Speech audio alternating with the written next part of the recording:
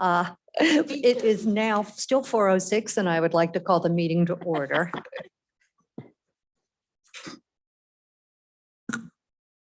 Can we call the roll? Yes. Jean Embler, Present?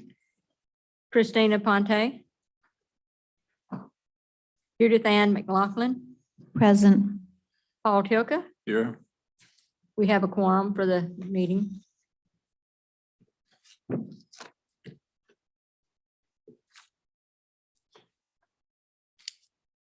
Okay, first step on the agenda is to adopt the minutes. Do we have a nomination? So moved. I'll second. Okay. So we have a motion and a second. Can we go ahead and take the vote, please?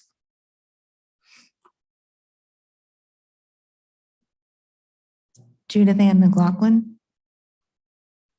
I vote in favor. I Paul vote in Tilka? favor also. Jean Embler.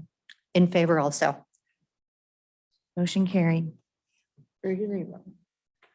Okay, now I see that the next item on the agenda is the appointment of the chair. Before we do that, two items. Our attorney has informed me that he's got a hard stop at 5:45. Is there anyone who needs to excuse themselves prior to that? No, then I'd like to recommend that we all stop at 5:45 so that he can meet his other commitment. Okay. And next on the agenda, we have the appointment of the chair and the appointment of the vice chair. Can I ask you to run this portion, please? This is the time of the year that the civil service appoints their chair and their vice chair. So amongst their members. So, I mean, you could wait till you have 4 or you're actually supposed to do it in October, but of course, didn't have a meeting in October, so we're doing it in November, so you can proceed if you want to. Okay, I would like to nominate Chair Embler if she's willing to continue her service. I'd like to second that. and I would like to accept. Thank you. All right. Okay, for vice chair, I would like to nominate Christina, although she's not present, but nominate her to continue her term as vice chair. Just a point of information. Did you say she was not planning to return to the is commission? that the one that's not returning? No, she's out of town. Yeah, she's out of town. What was the vacancy you said you were seeking to fill? The seat of Christina Lockhart Wells.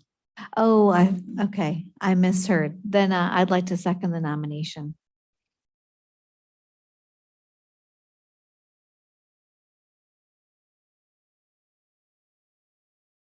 Do we need a vote? Go on and vote on both of them at one time. Which is Jean Embler continues as chair and Christina Ponte continues as vice chair.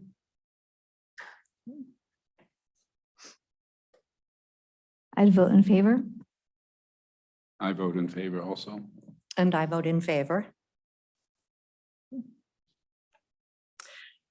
All right, next, moving on to old business. I see we have a draft of the Employee Personnel Policies and Procedures Handbook.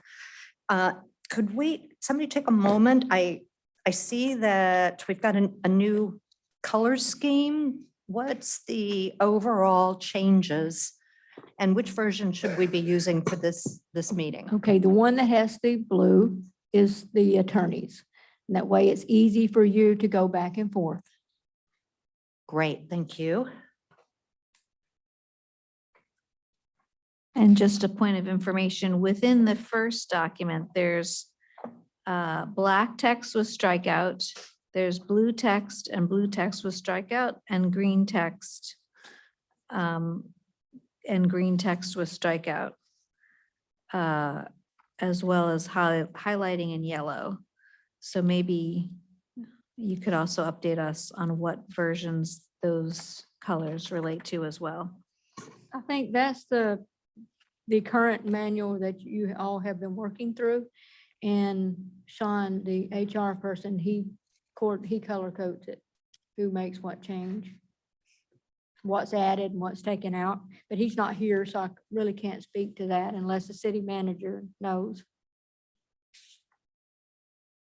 I think, I'm by no means an expert, but I think the way track changes works, which I assume is what's being used, it gives different colors if a different person is editing it, or sometimes if it's at a different time.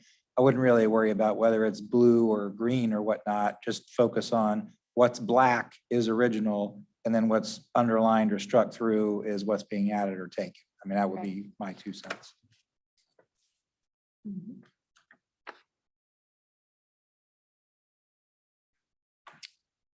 Okay, new business. Can you give us an update, please? I had seen that the whistleblower ordinance was on the agenda, the Board of Commissioners. Can we get an update, please, of where this stands?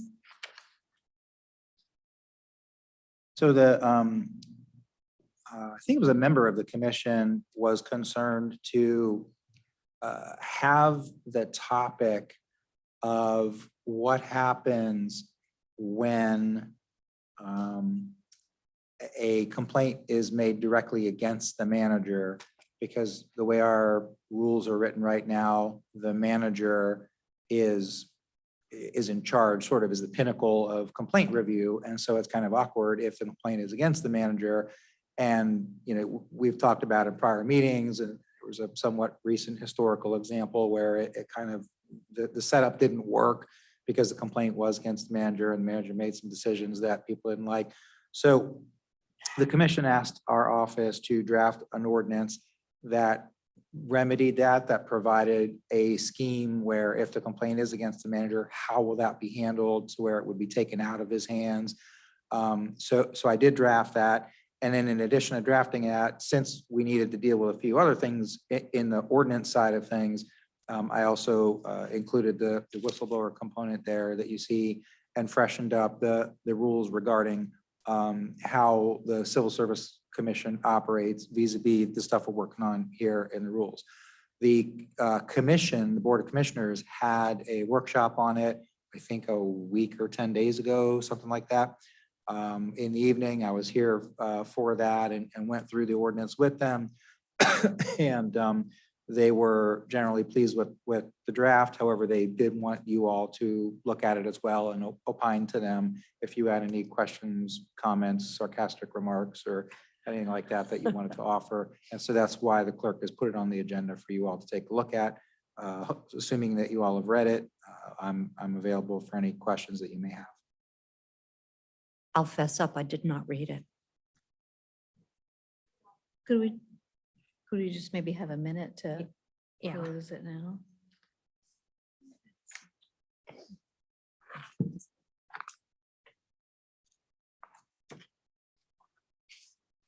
You want me to walk through Well- it with you if you hadn't read it? That would be This, helpful. yeah, this is the statute. Oh, but your verbiage is, If you look at the agenda, it starts on page 63. 263. Oh, sorry. But the first page is exordial clauses, so really 264 is where the new language would begin. yep, we'll just take a couple minutes then and read it. Okey-doke.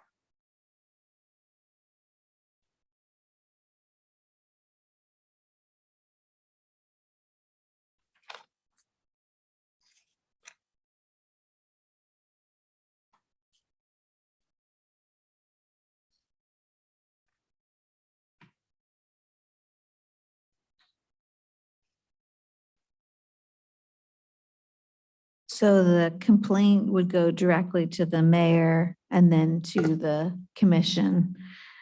And then, so the Civil Service Commission wouldn't be engaged in whistleblower complaints. Correct. And this new policy, how does it compare to other cities' whistleblower policies? Well, so I didn't bill the city to do a comprehensive survey, but as y'all know, I've been doing public employment since 1994. And I know this is certainly Manatee County has it this way because I wrote it, but I know Hillsborough has something very similar, City of St. Pete has something very similar.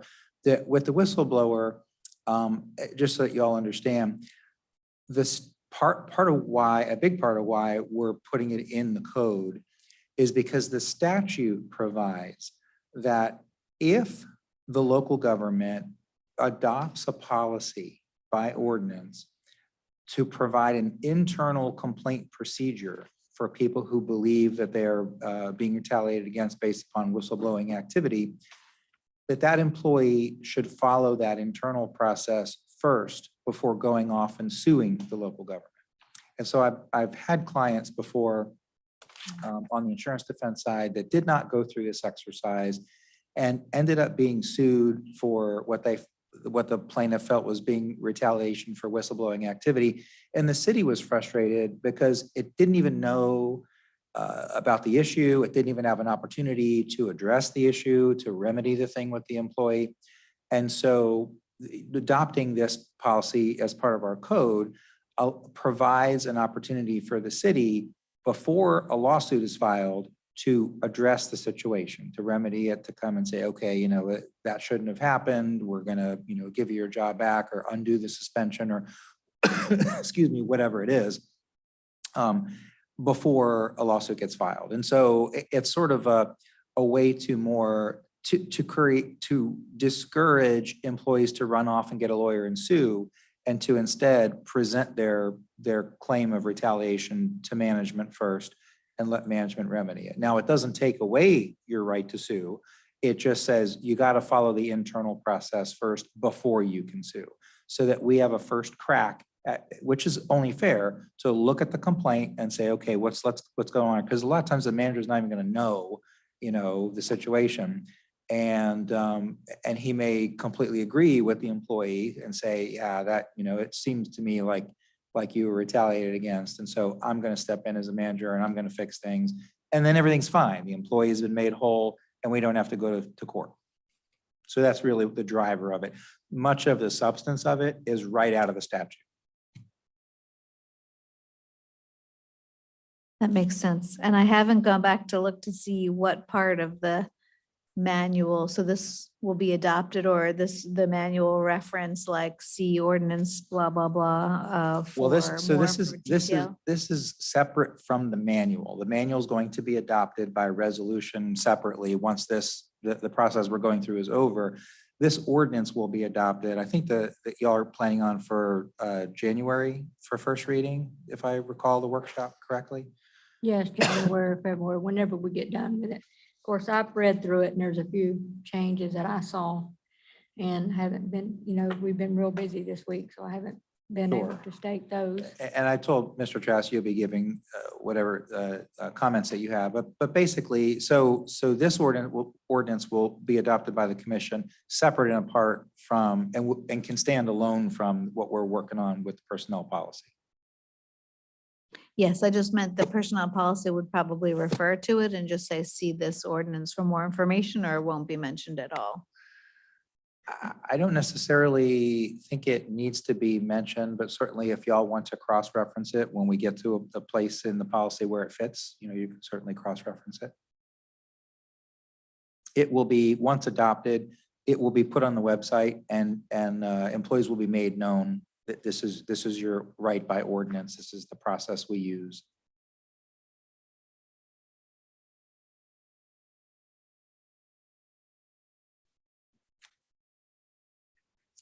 So any further action on our part so far as the whistleblower portion goes. Well, I think what the commission wants is your approval, and if you have any comments or edit requests on the overall ordinance. So not just the whistleblower part of it, but the whole ordinance. So I wanted to circle back to the whole ordinance. At our last meeting, Christina brought up, should we be considering changing the scope of our duties? And we had talked about holding off. Paul, I think this is something near and dear to your heart. The fact that the charter says that we are an advisory board and not in the direct chain of command.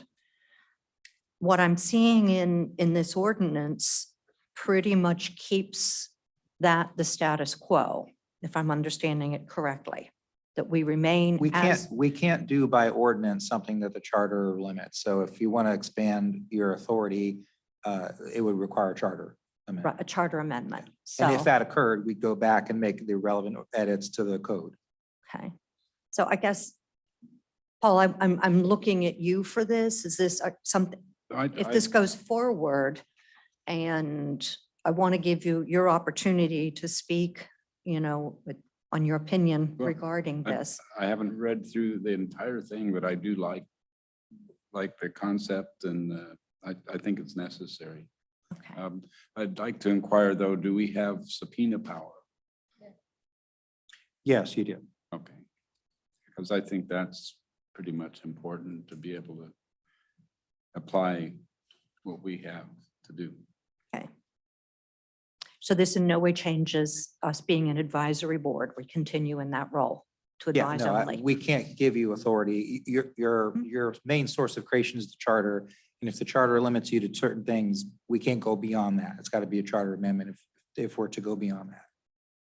And that's a discussion you'd have to have with the commissioners outside of this realm. Speaking for myself, I did a quick run through. It looks fine, but I would like to take the opportunity to read it a little more slowly. And is there a specific time that we should get back with comments? Not really. I mean, you got a few months, I guess, before you finish adopting before the Okay, personnel policy gets adopted, but as soon as you can. So I think in terms of timing, I want to make sure that you understand so the commission and one member in particular wants the issue of the manager and what happens with complaints of the manager addressed promptly. He's raised it with our office a variety of times. I don't think that he would be pleased with waiting months more for the personnel policy project to be done, for this ordinance to be done. It's can be done separately, and I think the expectation of the commission is that it will be done in advance of what we do here. So I don't want to mislead you to say that you've got months to give your comments. I mean, I think if you haven't read it, certainly just take time right now to read through it, but I think the commission is expecting your collective comments and approval or disapproval out as by the time this meeting is done. A motion would need to be made of, here's our recommendation. We recommend this looks good to us, or we recommend this looks good to us. However, change paragraph 2 or whatever you want to say. I'd like to suggest that the clerk go through this also and find Yeah, I out will. if it meshes well with. I'll be happy to. I did see some things in there. I just hadn't had time to work on it. has Mr. Lilly had a chance to review it?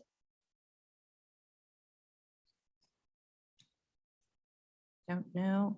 Robin, have you had a chance to review this language?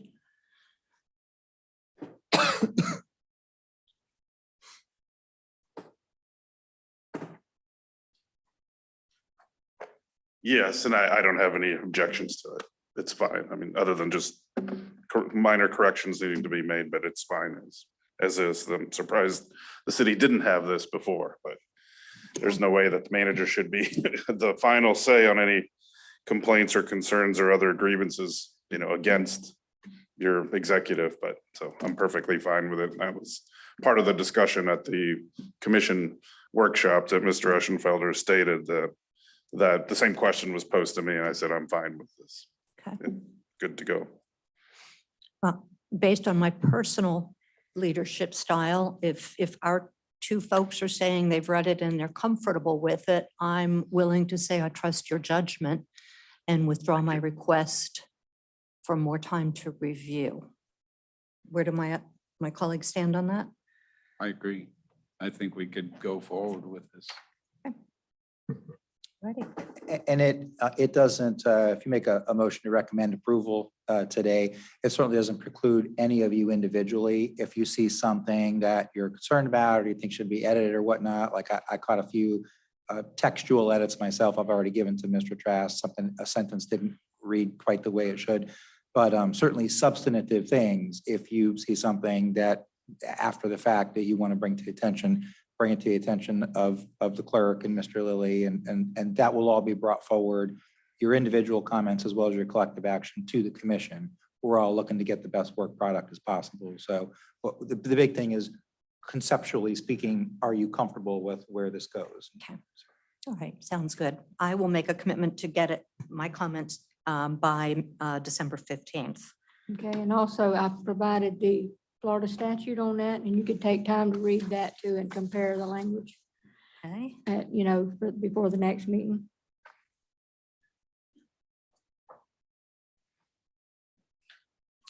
Okay, sounds good. So are we in concurrence or do we have to vote on it? Well, I think the commission would like a collective action. So if somebody wants to make a motion to recommend approval, subject to the edits that may be made by staff. So I would like to make a motion that we accept this. And I would second that. Paul Tilka, Yes? Judith Ann McLaughlin, Yes. Chair Embler, Yes. motion carried 3-0. All right. Now we'll skip back to old business, if that's okay with everybody, and continue. Did someone use the word slogging? No, okay, all right. We'll continue our discussion about the document. And so now, again, we're taking a look, and up front, the very first one is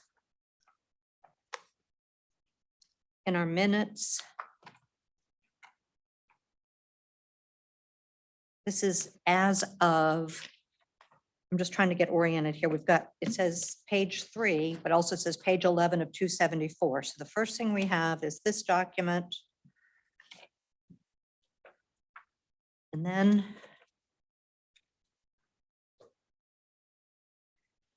I guess it's the not changed document starting on page 65. Is that what we're looking at? And then the last section is the attorney version. Is that, Clara, is that what? The page is in blue. Yes, ma'am. It's the attorneys. Right, but I'm seeing up front. I think the current draft that you all are working through begins on page 8 of 274. Correct. Right, just want to clarify that. And behind it is the original Behind it's without the any of our original, changes, and then right? behind it is mine, if you want to flip through for particular provisions or whatnot, but the one you're editing right now starts on 9 of 274. But between that one and yours, I'm seeing another version, personnel policies and procedures. It says page 65 of 274, agenda item 7A.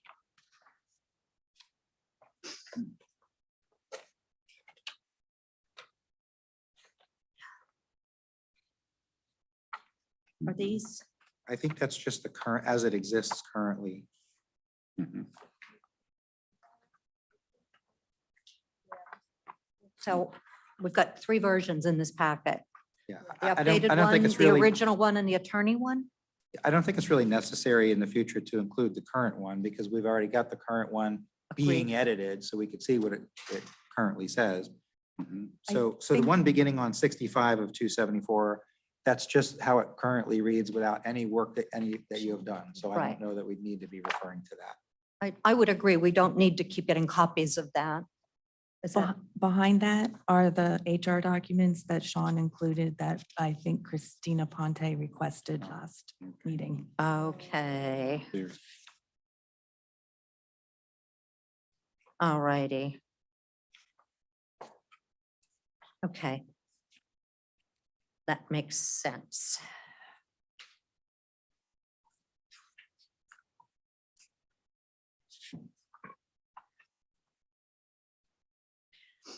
And just as a procedure, all of these handouts, the drug-free workplace, all of these policies, we're not incorporating them in the handbook. Is that correct? No, I think you all had asked in prior meetings to see them. And so I think Mr. Okay. Lilly just included them so that you could see them. Okay, all right. Everybody comfortable with where we are and the formatting? Okay. All right. Now, I handed out a copy of some notes. I had originally submitted them back in July. I took some time to revise them for today's meeting. First thing, I think our article numbers might be different because in the original document, Article 7 is called employee training. And now it's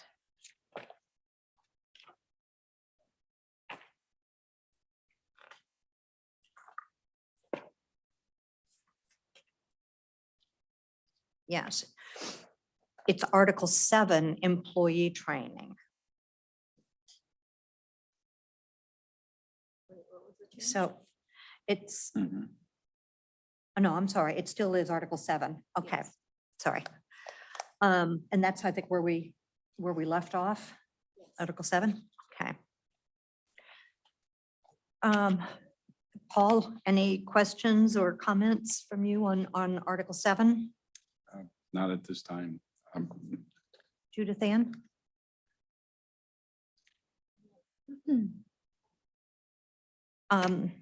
My thoughts were that, first of all, we changed the title instead of employee training to professional development. I don't have a hard stop on that, but I think that's the more current term. And my second thought is that the attorney's version really goes through and delineates the different types of professional development that are available. I noticed that Rob's version begins on page 129, at least on my version. Let's see if that matches up with the, oh no, it's not going to.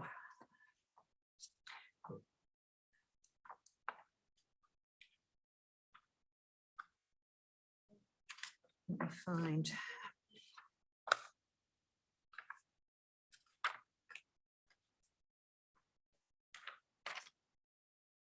It's page 251 of 274.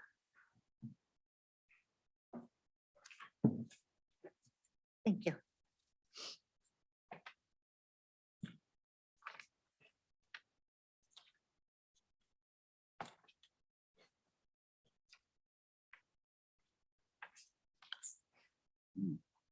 Okay. I would just suggest that this more clearly delineates the different types of professional development that are available. It references HR being the clearinghouse, specifically describes the difference between degree courses, non-degree, how tuition reimbursement is done, et cetera, and it's more comprehensive. I think that professional development is typically one of the things that we want our employees to be excited about. And I would suggest that this language just really covers the process unless there is something outside of the handbook that goes to this level of detail? I feel like we already talked about tuition reimbursement, so now I'm trying to find where that is in the current manual.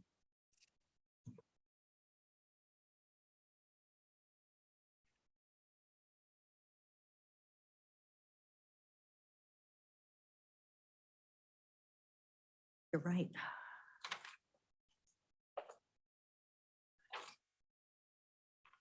Oh,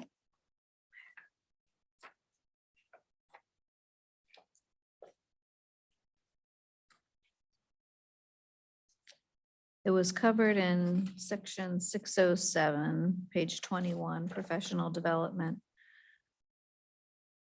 Non-degree seminars, cost of training, degree programs, tuition reimbursement, blah, blah, blah.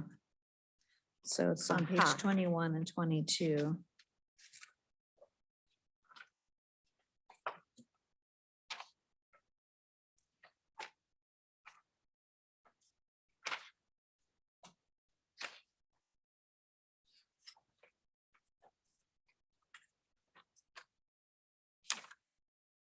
So it might be, if you think that tuition reimbursement should be in the same place.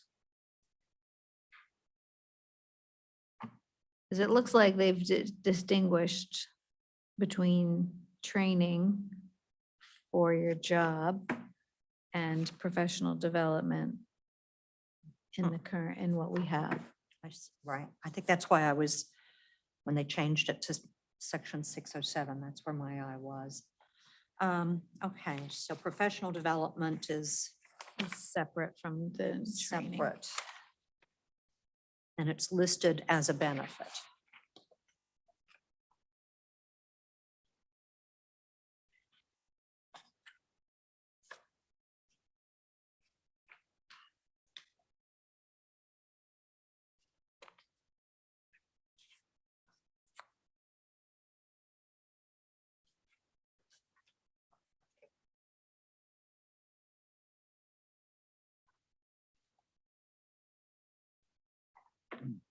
To me, it's confusing to have them separate. Does it make sense to move employee training, or is it not worth splitting it out? Like in the city clerk's office, I'm responsible for making sure that my employees get the records management training and all that. So that would flow through me on that. I'm responsible for that. I'm the one where the finger gets pointed out at the end, you know. There's different trainings that we have to have. Rob, do you have a strong opinion, or should we just move on? Well, I mean, I wrote it the way I wrote it because I think training, be it education through a college course or whatnot, or some other internal training, is all one topic. I wrote the way I wrote because there's a variety of things that the current policy doesn't really walk through. Like, you know, mine covers the Code of Federal Regulation dealing with when training is compensable and when training is not compensable. The issue of budgeting and the issue of allocating limited resources and how the city would go forth if there's only collectively 100,000 this year for training, how will the manager, you know, allocate that? I feel mine is more comprehensive, but again, we're in a situation where the staff has looked at what I proposed and the assumption is if you're not seeing it in what they're proposing, that they don't want to propose it. So of course, it's up to you to make your own recommendations, but I mean, that's all I would say on that. I come from the same ilk that I think that professional development isn't just college and it all should be under the same area.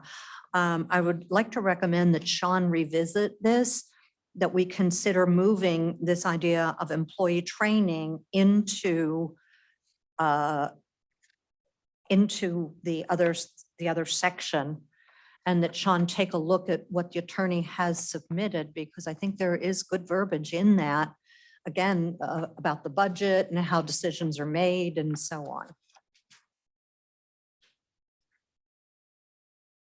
Any strong thoughts from my colleagues on this?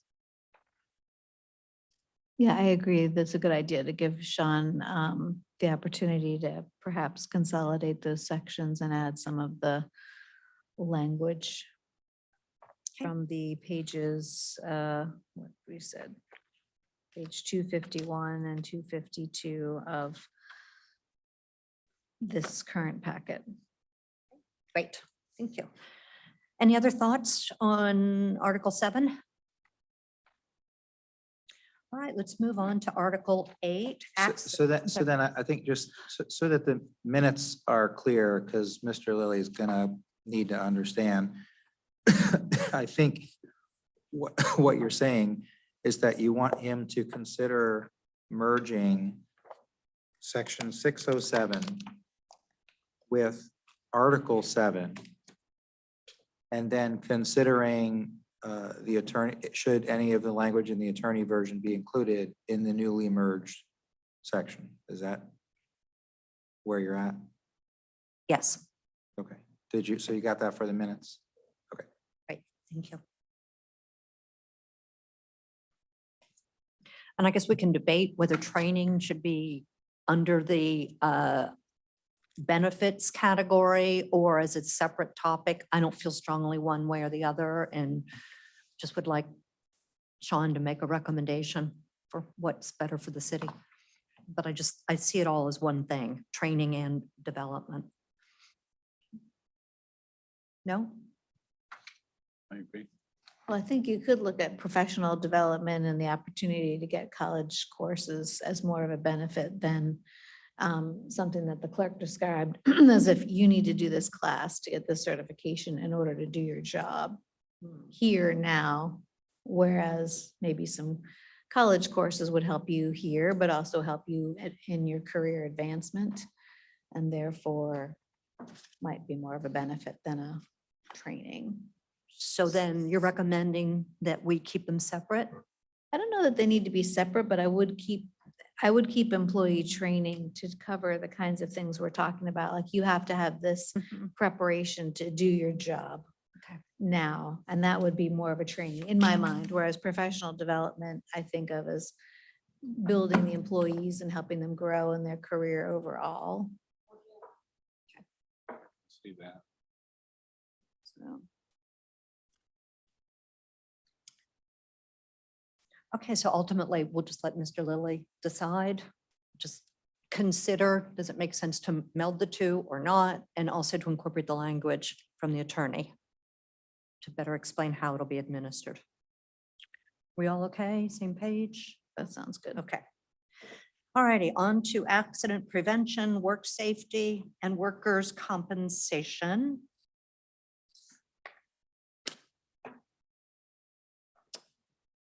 Paul, Judith again? Why don't we start with your comments Okay. and work our way down, if that's okay with you, Yeah. Paul? Fine. All righty. I'm not the world's best speller, but I think the apostrophe should be at the end. It's workers, plural apostrophe. Okay. So then it should be at the end. So that's my number one, is just a spelling correction. And there was reference to a workplace safety program. Do we have a copy of that? And we received.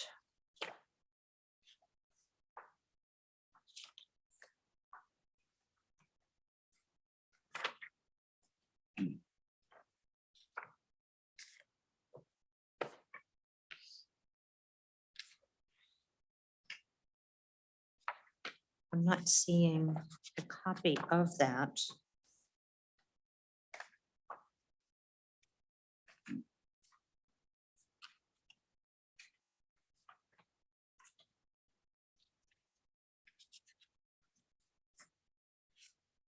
It says in the very first sentence that the city, blah, blah, will establish and maintain a workplace safety program pursuant to the statutes. To your knowledge, do we have such a thing? And how are people, I mean, I know at the hospital, every year we have to take education on safety and chemicals and all that other stuff. Is there a workplace safety program that dictates training and regular reinforcement?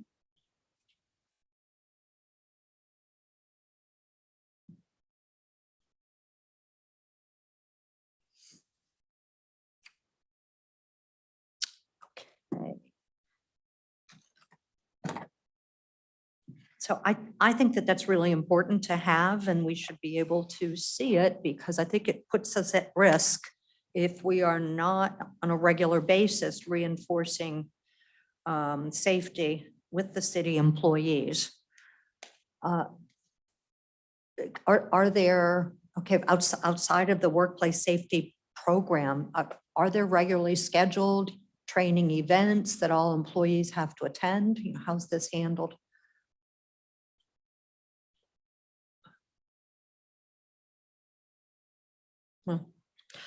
Then I would like to request that we get a copy of this for our next meeting. And I am concerned that nobody seems aware of what this program looks like.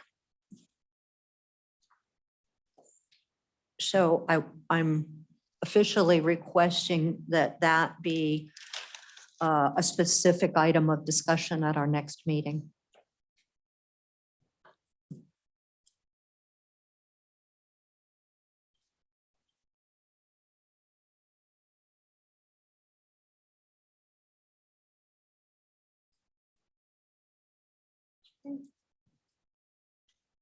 I'm aware through my negotiation with the fire union a year or so ago that the fire department has its own very detailed training protocols and so forth, and those do include safety, but those are unique to the fire department. Right. Outside of the department, I don't know, I'm not aware, so. Yeah. But I do know that the chief does maintain, that's part of their being certified fire department and everything that they do. But for Right. the rest of the workers, don't know. I'm just thinking about all of the different kinds of work that our folks do. I think it would be good to have at least some sort of an annual refresher, but I'd like to see what the policy says and what we're currently doing. So, okay. So you've got that for the minutes then, Laura? All righty, thank you. All righty. Section 802 refers to drug testing, and we talked about that in the past, but I'm curious about how is alcohol addressed? So section 802 has to do with, it says a routine post-accident drug test will be performed on all employees who have contributed to an accident, as well as employees who receive medical treatment for an injury obtained on the job. I don't know what is currently done. I'm sorry, can you repeat that, Rob? I don't know what is currently done. You looked Okay. at me as though I would know, but I don't know. Oh. I also don't have my glasses on, so if I'm giving you a weird look, it's just me trying to say, I've who is been that used guy to- over there? I've been used to girls giving me weird looks. Alcohol, so we do have the drug-free workplace policy, which starts on page 112 of this current packet. And it does include alcohol as a part of the definitions. Okay, so there's your answer. Okay, and substance And abuse. there's, yeah, So- so it's under,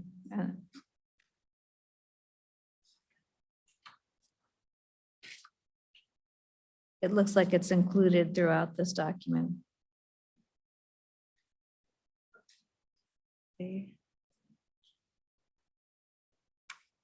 Okay, now I'm looking at this and now this was revised February of 2007.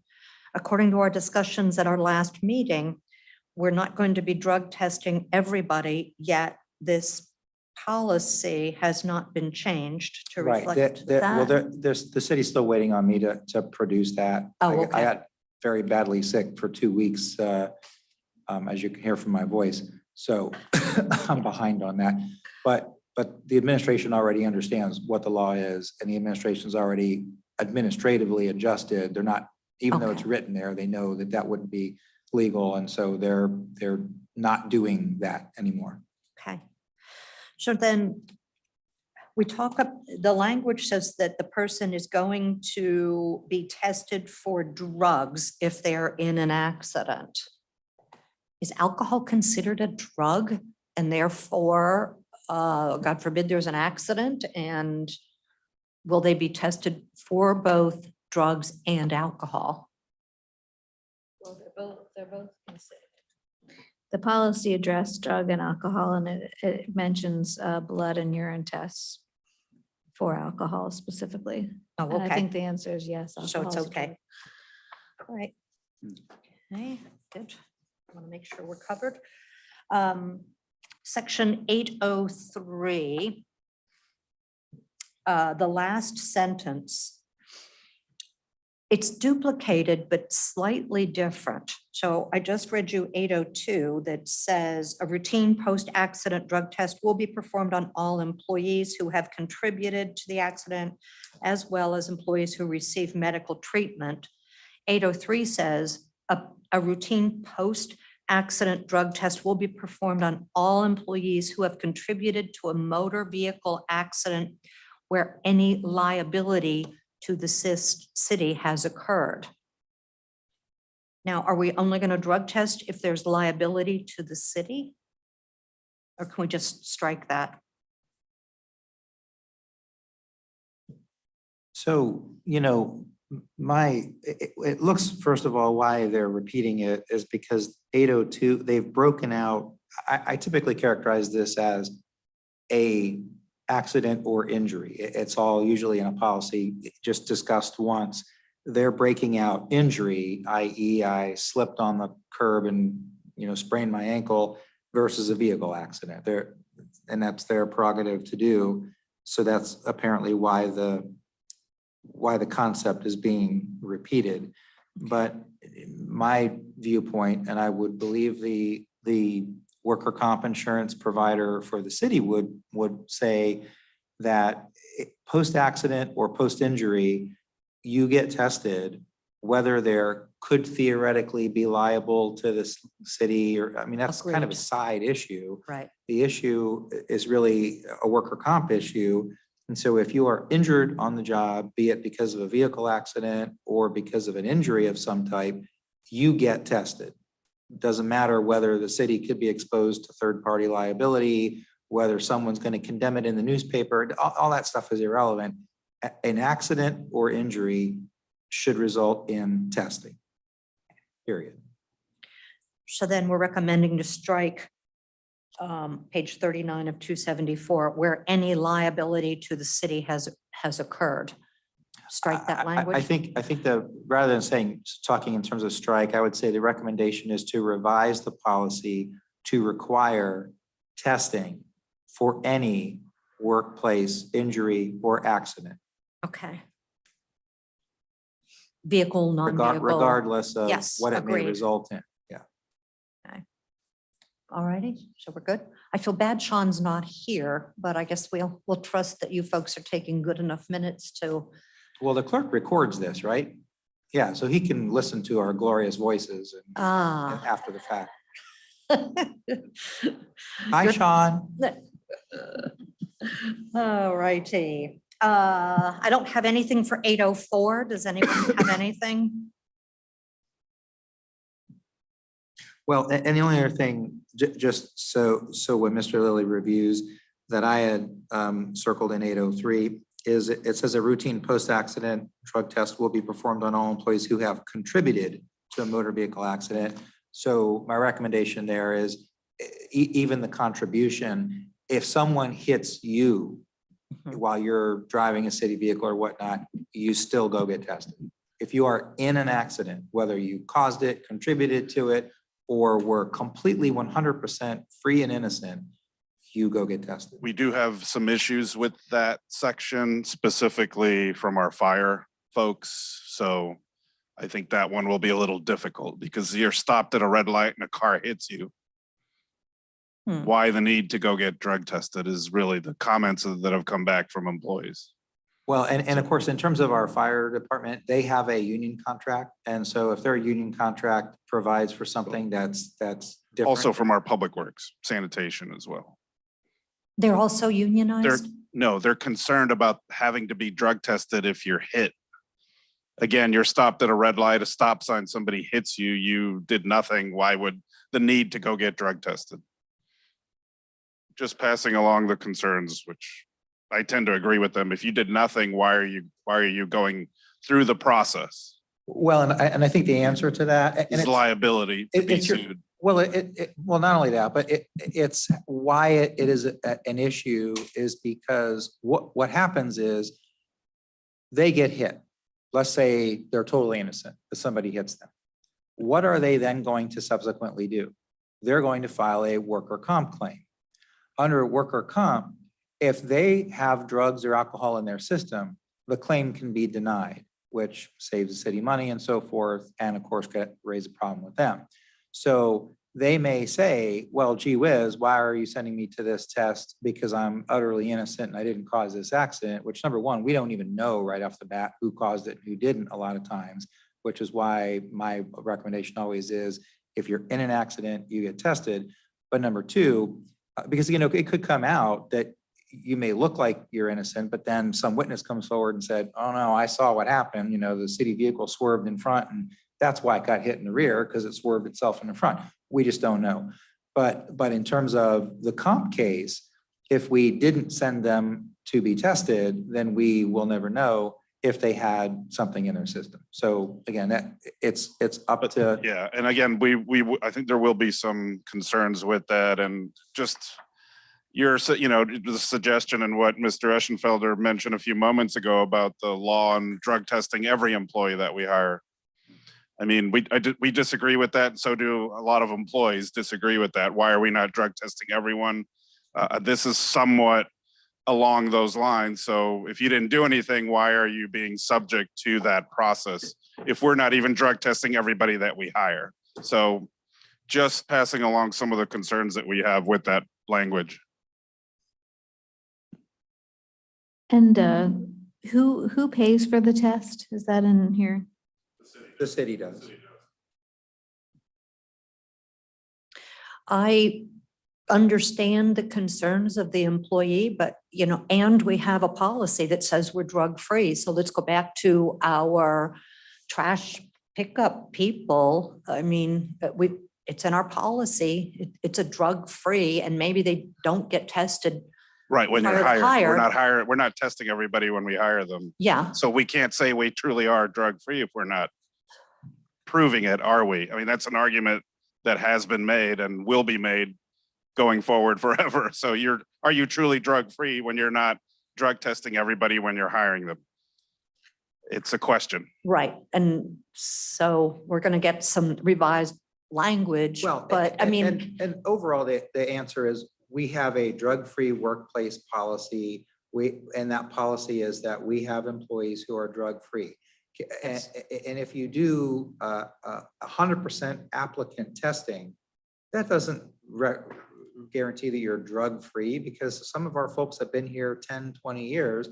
They may become users well after they got hired. So we don't know, and so that's why we have things like, if you show up to work and you look to be whacked out, that's reasonable suspicion. We could send you for a reasonable suspicion test.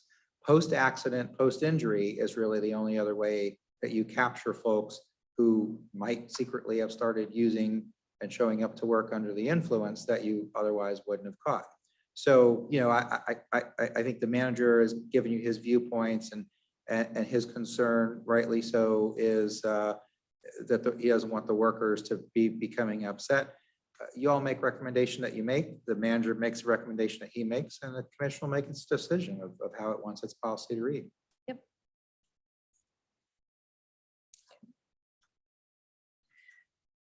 oh, okay. I would just be concerned, like you said, about risk but I think everybody has voiced their opinion and we'll go ahead and move on and see how this one plays out. Anything for 805? Under workers' comp? Okay, in the section of 806, and there's a lot of discussion about transitional duty assignments. I just throw it out as a question because I've got no experience in this area. Is the language here compliant with our Florida laws? And I guess, Rob, I'm more putting Yes. this to you. It is, So we're okay with this? yes. Okay. Okay, anybody else have any other questions on this? All right, we're at 503. It could serve as a form of ADA accommodation. That's most places have a similar concept to this. Okay. Have we had any problems in the past with this? And I guess I'm looking at you folks who've been here longer, Clara. Anybody that has been injured and so we give them a transitional, we offer them a transitional job? Because we're so small, in many instances, we do not have the ability to accommodate. Okay, I mean, if it's just how it is, Yeah. only having, 70 full-time positions, it's difficult to fill if somebody is injured, but I mean, the departments know that that's the priority to try to do that, but I haven't heard of any department stating that they could not, but it's certainly something that I'm sure has happened over the years. okay, thank you. Moving on to Article 9, grievances. And it was originally called grievances and appeals. It looks like now it's being renamed classified employee appeals. What was the rationale behind the name change? Well, part of it is that I'm trying to get the city and its policies to make a more clear distinction between employees who serve at the will and pleasure of the city versus employees who are classified civil service protected, entitled to due process kind of thing. And so really, if the city manager decides that one of his department heads no longer fits here, he doesn't have to state cause, he doesn't have to build a record. It's just, he sits that director down and says, listen, this isn't working out. I know you're trying your hardest, but I really need a director who can take it in a different direction. Best of luck. And that person's gone. And that person doesn't have a right to file an appeal or whatnot. And so it's just trying to get the language to be consistent in everybody's mind of who's got a right to appeal, who doesn't have a right to appeal. That's Gotcha. that's what the rationale is for it. Okay. All right.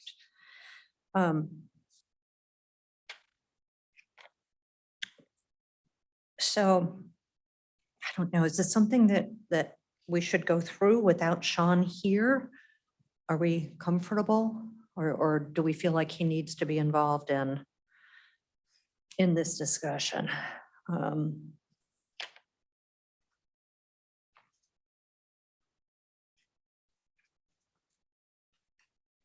Any thoughts? Suggestions? Well, I've got several thoughts here. Why don't we go ahead and slog through some of these and then decide if we should have Sean I think with us. the best thing to do just to keep it moving along is, the clerk is taking minutes, the clerk is recording. So whatever feedback you have, for Mr. Lilly, he'll hear it, he'll listen to it. So that by the next meeting, if he likes what you have to say, you'll see it in blue or green or whatever color it comes out. If he doesn't, he'll say, I heard what you had to say. Here's why I didn't agree with it. Okay. Alrighty. So my first comment is that the first sentence addresses the Civil Service Commission and what we can do, basically, that we can render advisory opinions. And yet the last sentence also defines the Civil Service Commission will conduct a review, et cetera. And I don't understand why they're not merged into one section. It just seems like that it shouldn't be the opening. The Civil Service Commission should be, since we're at the top of the appeals process, shouldn't it kind of just go at everything all at the end? In other words, move that very first sentence and incorporate it in with the last paragraph.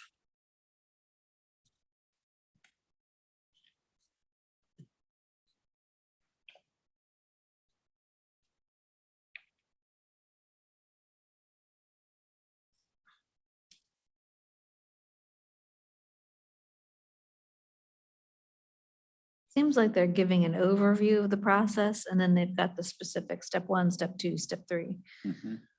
So It seems like it should start with, in order to provide and maintain the best possible conditions of work, explain why we have this.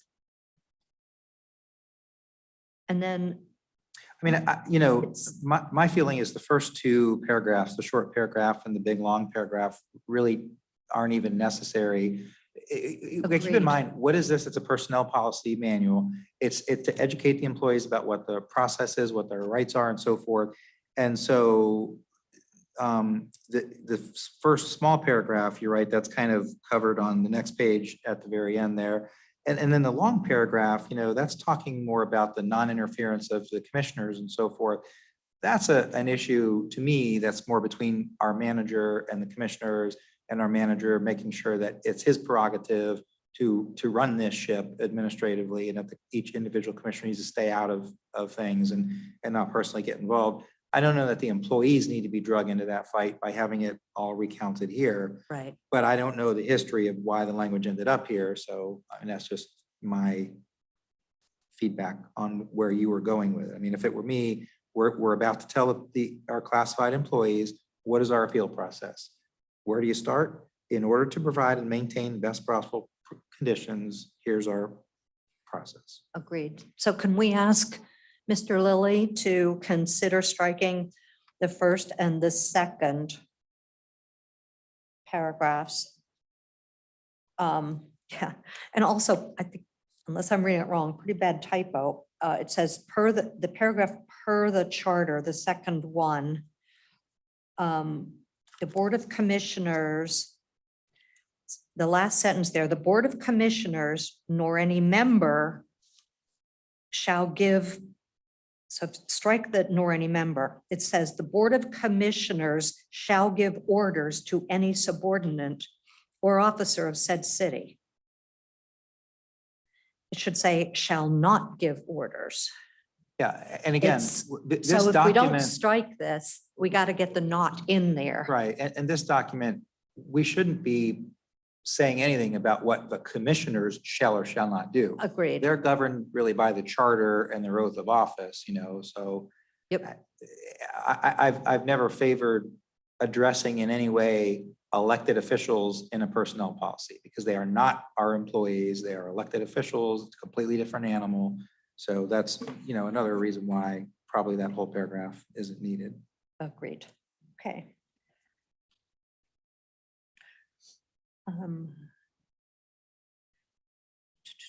Order.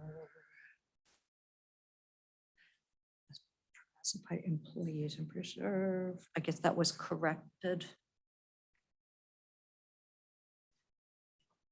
Classified. Oh, no, it's a small grammar thing again, moving the apostrophe. If it's a classified employees at the top of page 41, now the possessive gets moved. Okay. So this is a procedural question, and it says that same paragraph states that the employee may not use this process to escalate or appeal performance evaluations.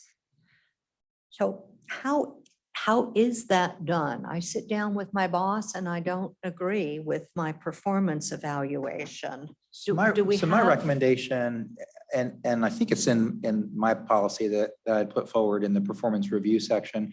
But my recommendation to my client employers is that you have a provision, whether you put it in your policy or you just do it, but that you have a provision that says if you don't agree with your annual evaluation, you are authorized to submit a written rebuttal, and that written rebuttal will go into your personnel file, at the back of that evaluation. So if anybody pulls, does a public records request, any future employer looking for references, they can see, okay, well, there's a bad evaluation, but they can also see what your answer is to it. But I don't believe, and I think all my colleagues in the public employment lawyer world would, well, on the management side, on the pro-employee side, they all would. But I think that an evaluation is something that your boss gives you, and that is his or her opinion of your performance. You're certainly within your rights to disagree, and I recommend allowing them to put in writing why they disagree.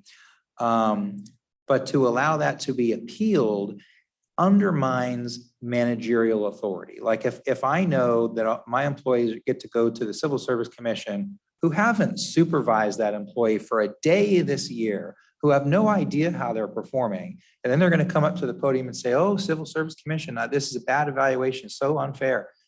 You aren't in a good position to parse that, right? Okay. And so the manager sees these evaluations, and Mr. Lilly, I presume, sees these evaluations to review them, as they come up from the different directors.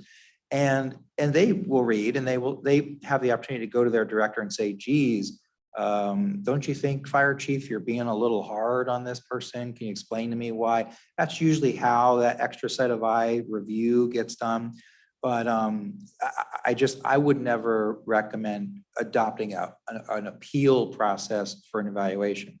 I think the written, allowing for and encouraging a written rebuttal for people who disagree is a good way to go. As a matter of fact, it's interesting, in my litigation history, there have been several instances where I've used the written rebuttal of the employee when they then go on to sue kind of against them, because I remember this one case where the lady was a longtime employee. She had gotten numerous years of bad evaluations that centered around her. She was a secretarial kind of a person, administrative assistant, very poor working.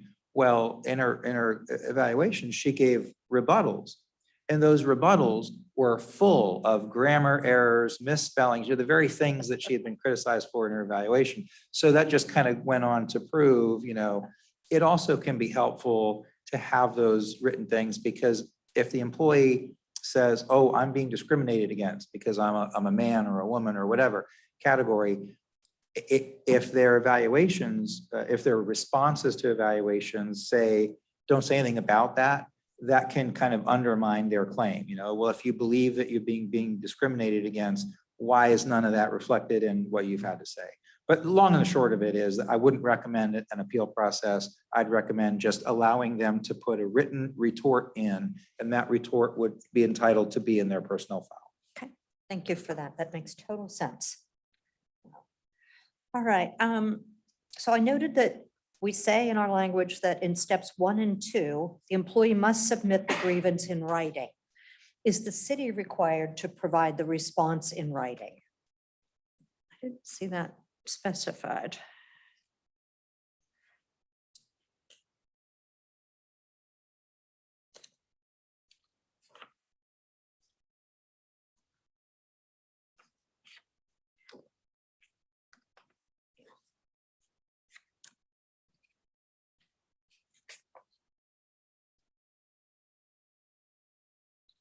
Although up above it says all notifications and filings must be in writing and signed by the authors. So does that include? Yeah, that's where I was reading. I thought I read something like that. I think that your recommendation there would be just to ask Mr. Lilly to add that the supervisor and director's response should be in writing. It probably is already, but it can't hurt to put that requirement in there. Okay. I had just gone back to page 15. Article 5 was where the performance evaluations were discussed and how they would be used both for merit increases as well as for the grievance appeal process. So if we felt it was necessary to include an employee response to the evaluation, maybe that's the place to put it.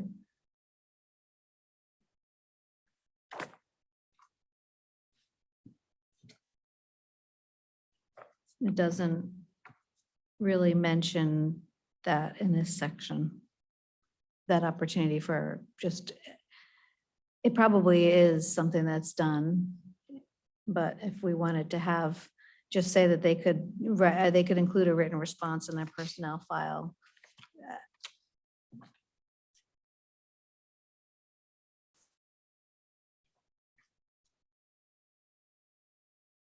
So if you look at, it's page 227 of 274. This would be what my draft was.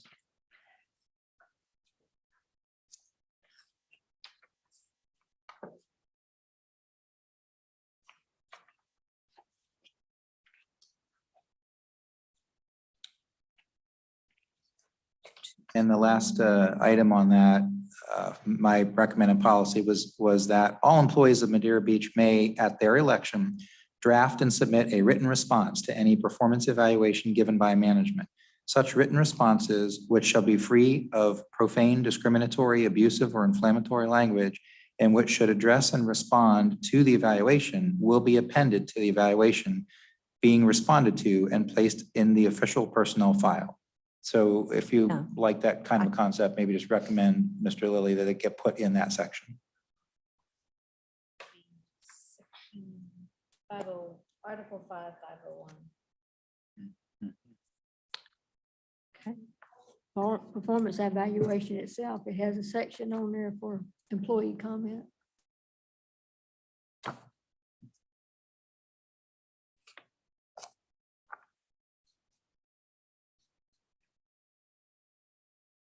I just like the attorney's language. I mean, spelling out that, yeah, you can go ahead and comment, but understand this is going to be part of your permanent record. It is, Yeah. yes. Yeah. Yes, Okay. I like this. So we'll request that Mr. Lilly consider adding that. Okay, good, thank you. I like that the attorney's version also says that those forms would be posted and available. Which, again, they probably are, but maybe the policy should explain that these forms are available. For anybody to see, or not anybody, but employees to see. Anybody who needs to see them. That's section or number 5 on that same page of 227.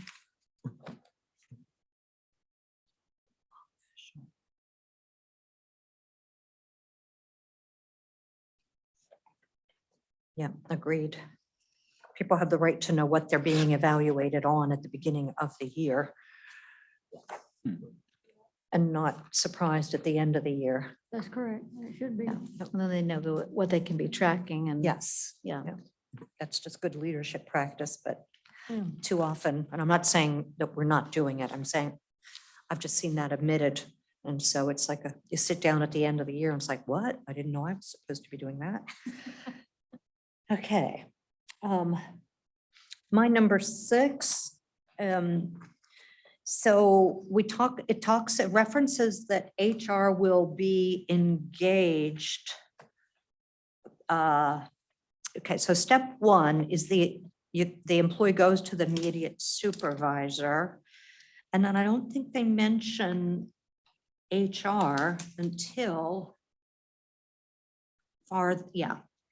step 2. So should HR be notified if someone takes a step 1 grievance? Or not unless it proceeds to step 2? Which it advances to the department head.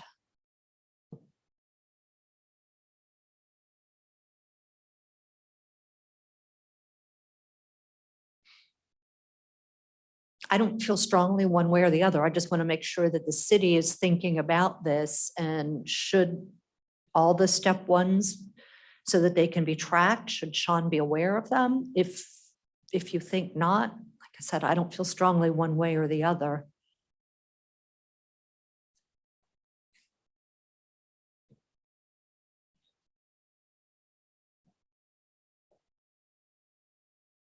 Robin, do you have an opinion on this? If Sean should be made aware of any step one, No, I think, not necessary? no Okay. issues. Okay. Anybody? No, all righty. All right, so in the attorney version, there is a step 3 that goes to the city manager before it goes to the Civil Service Commission. In this current document, it's immediate supervisor, then it goes to the department head, and then it comes to us as a step 3. Is that really how we want this to go? Well, step 2 has in the details that it is reviewed by the city manager. The aggrieved employee and the HR personnel and city manager. City manager, But you could, yeah. it's, Rob, you broke it out as a separate Ma- step? Is there a preference? Manager, may I ask, have you been involved in that process since being here? yes, And so, like, how does it flow? Because just as obviously, it's listed here. This is how it flows. but in terms of, if you're in this meeting, if I'm a director, obviously you're my boss and you're in the meeting. So is it your sense that you're going to give an opinion of how the matter should be resolved, and then that's how it's going to go down? No, not necessarily, and each one is unique. It depends on the situation and what the issue is. So do you defer to the director? Defer to the department director. Okay, so you're just there to sort of, if you're going to give your 2 cents, but you make it plain it's the director's decision? Yes. Okay, so if that's how the city does it, I think the way it's laid out on paper that's the way Okay. they do it. All righty. All righty, so now, step 3, and the appeal to the Civil Service Commission.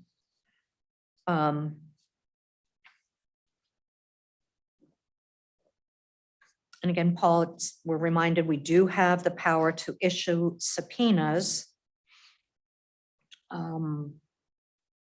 We can do the review. We submit our findings to the city manager. So do we need to respell out here, our role is advisory? I don't think you need to. Again, the use of the word recommendation, it Uh-huh. tells the employee that what you're doing is making a recommendation. You're not making an order, reinstating them. But with the ordinance that you all reviewed earlier, it makes it very clear what the limits of your review. So I think that it's not real The necessary. language is clear. I just don't want to be perceived as being within the chain of command, that we can be an advisory, but not. Okay, that makes sense. And it says right there, may render advisory opinions on that Yeah. paragraph that begins per charter. Okay, oh, good, thank you. Under step 3, my next, item number 8, the CSC shall have the power to subpoena to compel attendance so that it is limited solely to the grievance. I just Yeah, that's want to not really understand, worded. what does that mean? I would just recommend that Mr. Lilly reword that to just say that you have the power to issue subpoenas to Okay, compel attendance of witnesses, period. okay. All right, and then my last area in this section is that the attorney version, it's not on 99 anymore, but you've got language pertaining to prohibition against retaliation. Yeah, I can find it in my version.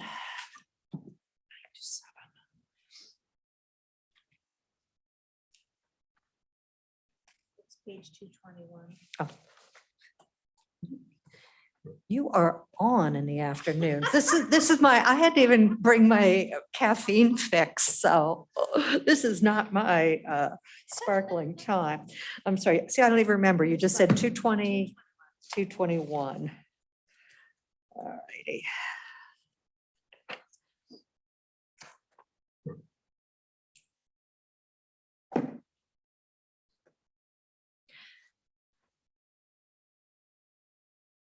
So the language that says that Madeira Beach prohibits retaliation, is this covered in the new language that we discussed earlier, or should it? No, well, I think it would be good to include, so your recommendation would just be to recommend to Mr. Lilly that he include the anti-retaliation language on page 221 of Yes. 274. Correct, item D, prohibition against retaliation. Yes. All right.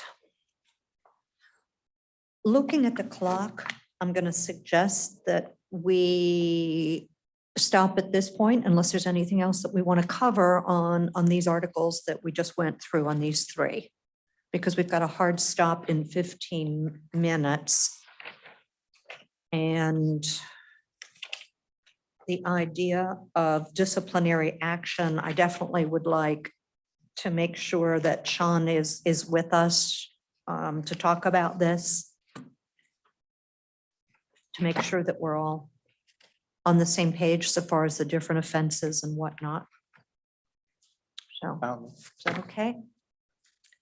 So let's talk about housekeeping in our next meeting.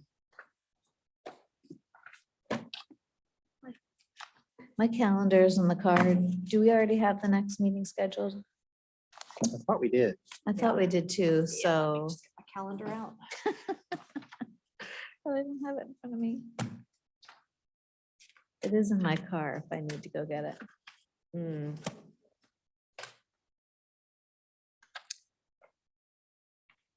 Oh, I guess we don't. No, I'm not seeing one, but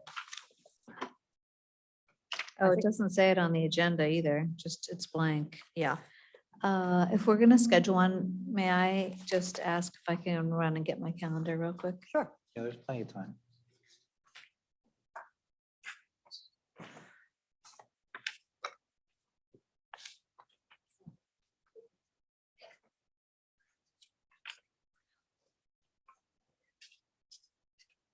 Oh, I mean, all of my. She wants to know what's already in her calendar.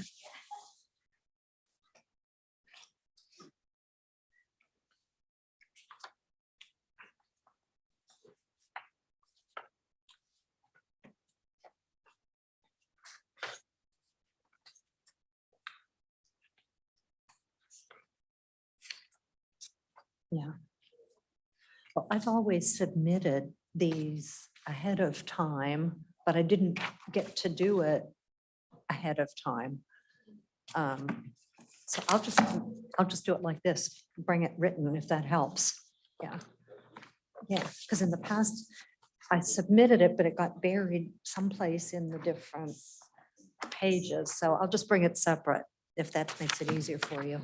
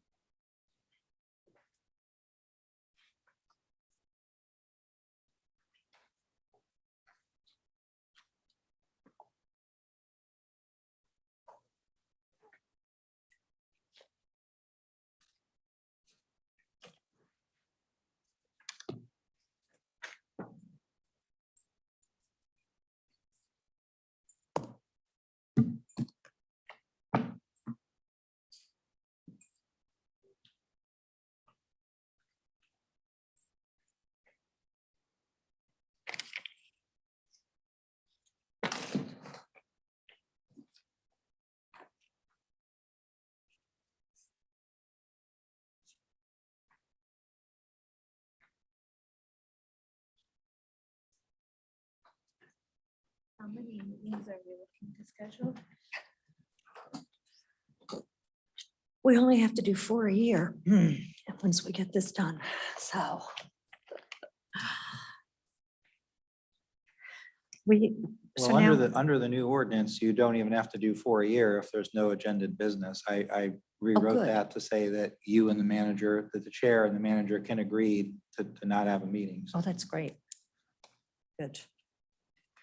So we still have to get through 10, 11, and 12.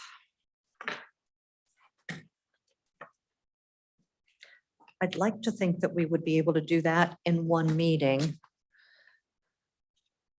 And then it feels to me that there were a lot of documents and policies that we had asked to see. And I'm not sure how we make sure that we have seen all of these. Well, we So we got to, know we need workplace safety. yeah. Okay. So- Okay.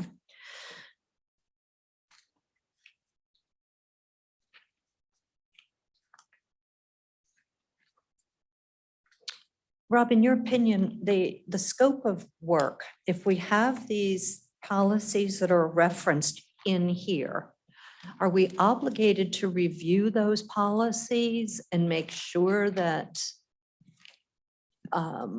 they're okay? Or can we just let the city run that?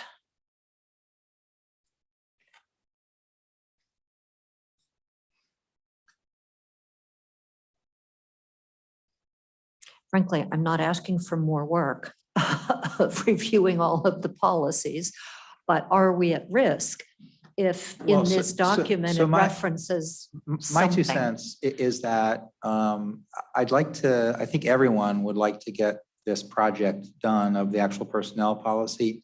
Yes, And as we were going through, when you're seeing these other policies referenced and so forth, you're asking to see them, to get copies of them. So my recommendation would be, let's get them in your hands, but get through the personnel policy and get that moving on to the commission. And then you all can circle back around in your work plan for 2023 to review those others good. and give the manager any recommendations you may have, get a presentation, for instance, on what is the city's safety program and so forth. But I wouldn't hold up this project for you to get into the weeds of all that. Okay. Okay, so can we schedule? I would like to think that we can finish this up in one meeting, but I would feel better if we schedule 2 and that we work to set perhaps one in January and then the next in February if need be, just to get this finished. Is that, Manager, is Mr. Lilly available or unavailable in any predictable days? Do you know?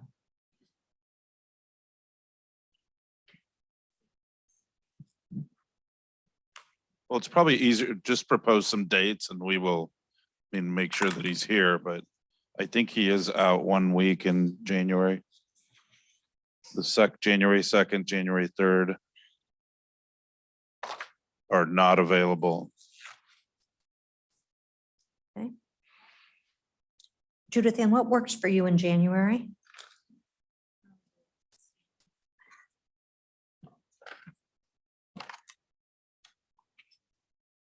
Gosh.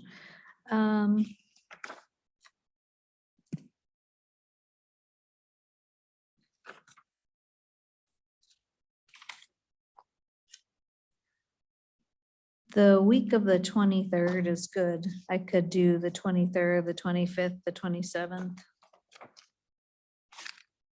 Okay. Paul, do those work for you? Rob, how about you? 23 and 27 work for me. Okay. I typically prefer mornings. 23rd? Okay. Let's tentatively say the 23rd at, does 10 a.m. work? 10 to 12? Yes. And you'll let us know if that doesn't work for Sean. We'll also get with Christina Ponte and find out if it's okay with her. Okay, sounds good. And then I really would like to wrap this up. Would anybody have any objection to meeting again at the end of February in case we have anything outstanding and at least to charter our course if we don't get the next one?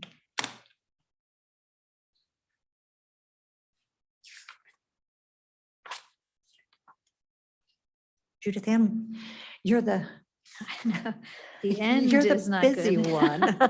I could do like the 17th or the 15th. Either of those work for me? 17 is good for me. I'm not available on the 15th. Okay. Can we do it earlier though? I do Meals on Wheels on Fridays. So like 9 to 11 or 9:30 to 11:30. Sure, 9:30 to 11:30.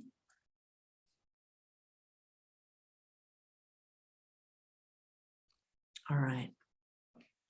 And so again, our Friday the goal is to 17th. get through this by our February meeting to the point where, you know, we talk about any next steps and what not, but I like your idea of reviewing the policies that are external to this as a task for the upcoming year and not part of this. So it's January 23rd, 10 to 12, Mhm. and February 17th, 9:30 to 11:30. Yes. Okay. And what's the status, Clara, of this position? Christine's, her, We've been advertising it now for a couple of months. oh, I thought you had said you had candidates. No, we do not have any candidates yet. Oh, okay. Yeah, it's still being advertised and hopefully somebody will come forward. There's nothing that prevents y'all if you know Yeah, qualified fellow residents who might be interested in serving to approach them and say, because it's a lot, even though they're advertised, a lot of people who might be Right. interested just don't look, don't know that the opportunity is available. Okay. and I think Megan puts it out on social media. So this goes out in the city manager's report every month, and we've got applications down at the building department on their desk out there to customer service, because that's where most of the people go, Uh-huh. you know, not up top, but on the bottom. And so that's where we put them out there.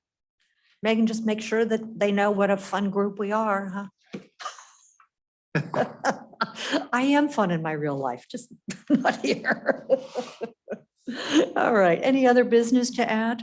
All right.